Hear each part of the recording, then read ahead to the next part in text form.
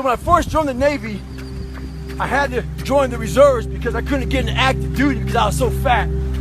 So being a reservist, I got titled a lot of times as a weekend warrior. In the reserves, you work 1 weekend a month, 2 weeks a year. A lot of us live our lives that way. We can't work out without purpose. We need to get into our dress for the wedding. Summertime's coming, so we want to look all good. Our high school reunion's coming up, so we gotta lose weight. The biggest purpose in life isn't all that shit. It's how you respect yourself, how you look at yourself. That's an everyday journey. So every day you should be getting after it. We look at determination, self-discipline. We look at hard work. All these terms, it's almost like we dread them, almost like a punishment. Those are the biggest words of all time as far as respecting yourself. So don't look at them as dread and punishment. Look at those words as a lifestyle. Stay hard.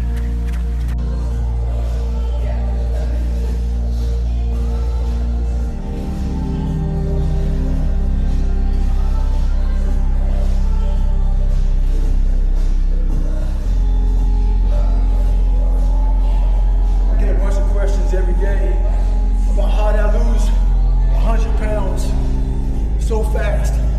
It's a simple answer. Stop procrastinating, stop wishing, and you gotta outwork your calories. If your calories are outworking you, you're always gonna be the person you don't wanna be. Get after it. So, I get an email the other day. This young man wants to be a ranger. But he's afraid to go to ranger school. Not because how hard the training is, but because he's afraid if he fails, what people are gonna say by judging him. One thing in life, this applies to everything in life. Anytime you move from being normal to trying to be exceptional, people aren't gonna like that shit. Those normal people, it makes them feel like shit, so they're gonna judge you. And nowadays, it's very easy to be a coward. Why? We got Instagram and shit. Most folks don't tell you to your face. They go online, they post about it like cowards. Don't let cowards get in your head. And last thing, make sure you do you. Stay hard. When I first joined the military, I got some of the worst advice of all time. That advice was to blend in. Don't stand out. Make sure that, you know, if they don't volunteer for anything, don't do any of that, you know, exceeding the expectations, trying to be your best. And that mentality right there is exactly what keeps you at mediocre level. And I call it the blending in mentality. So if I had that mentality, I would have had, you know what, I'm okay at 297 pounds. I'm okay not liking to run, not liking to swim. I'm not gonna try to be a SEAL. I'm not gonna go to ranger school. I'm not gonna try to, you know, push these limits in ultra races. Your mentality just stays there with the blending in. If you look around the society right now, there's a lot of who are blending in. You can see them. They're blending in. Change your mentality and never blend in. Got back from a long run.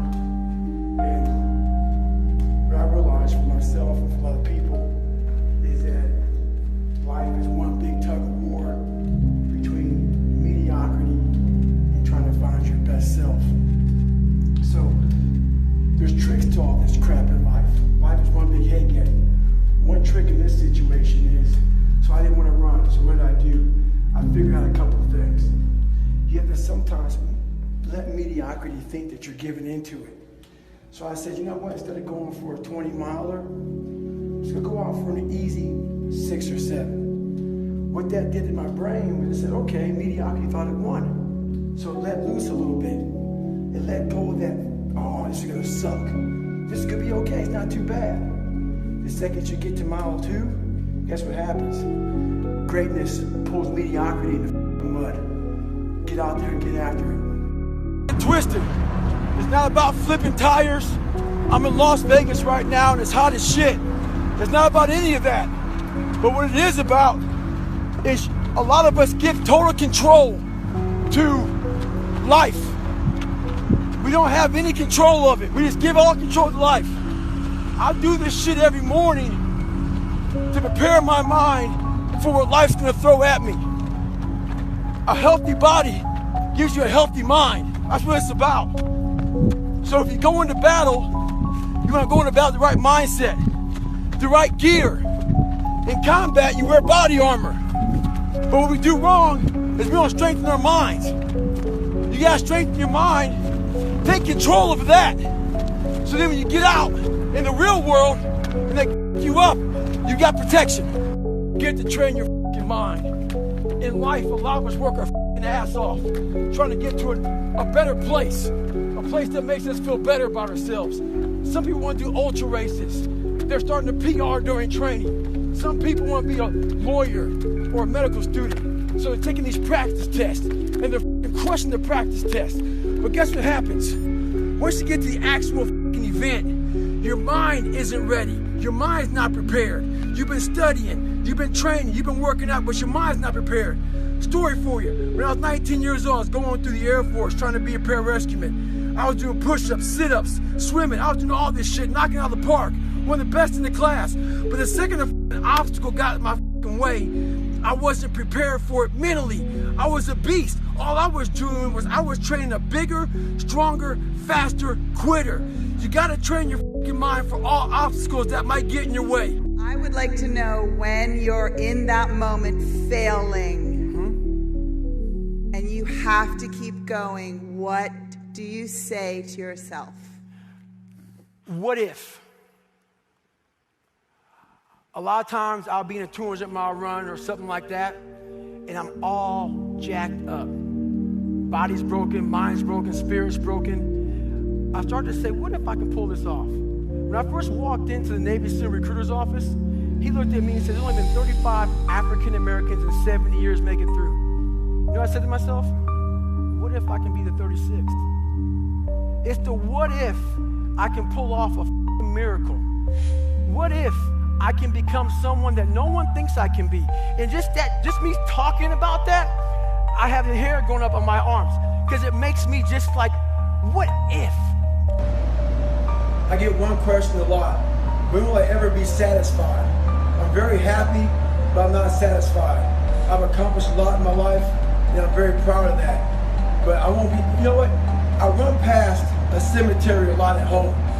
And when I run past a cemetery, it saddens me because there's a lot of people there, not because they're dead, because of a lot of untapped potential. A lot of us die never tapping into our full potential. And I often look at wash rags when I'm wringing them out to hang them up as my soul. And I won't be satisfied until every drop of that wash rag, which is my soul, is completely wrung out. So in my life, I won't be satisfied until everything I have in me is completely out of me. And that's when I'll be satisfied. Well, I'm a big believer in doing something that sucks every single day of your life. I believe it's a key component into strengthening your mind. Every day you're trying to find more of what you're capable of. And that's the big question. What are you capable of? Stop doing the things that you do every day. You run every day, go swim. I'm not a big tire flipper, but flipping a towel, one tire for a mile, it'll definitely build something. So I'm all about callousing the mind. Do something that sucks. A lot of us dream big. You should dream big. Dreaming big is important. You know, some of us want to be doctors, lawyers, dentists. Some of us want to be in special operations. So you have this big dream you can see so clearly, like it's right in front of you. You can go out and touch it. But the thing about it is somewhere, if you dream big enough, somewhere down that journey, that dream becomes a motherfucking nightmare. And what happens in that nightmare, you start to have all these questions like, if you want to be in special ops, you may not be a great swimmer. You may just realize that I'm not a great swimmer, I'm not a great runner. You may start to fail tests. And all these questions start to flood your mind. Why am I here? I'm not good enough. Trust me, I know all about the questions. They will flood your mind. If you do not have the answers for them, you will quit. The answers lie in the repetitions. You must not forget the repetitions you put into trying to dominate the craft that you're in today. Always, always embrace the suck Adapt to the suck. Stay